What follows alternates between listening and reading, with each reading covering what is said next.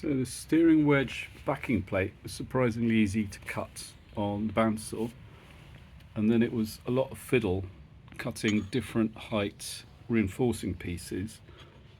So two of those before settling on a square, because I need enough clearance to be able to get a spanner on the nuts, and they're offset, so if they were lined up I could have a big piece, but because they're offset I need more clearance.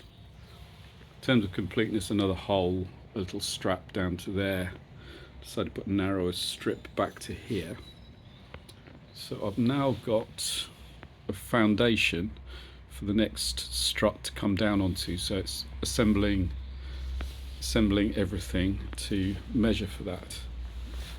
So in terms of completeness, I've got the pedal bracket, got that frame, got the brace, so it's really only this big leg coming down off the tube and some sort of brace forward. So it's getting very close to welding.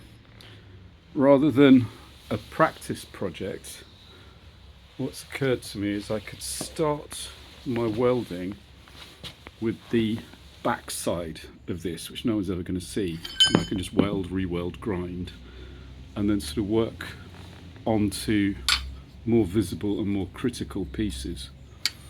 I'll leave the actual gearbox mounts till the end because I want to be able to line things up again, and the engine mounts are really critical because there's a lot of vibration coming through there.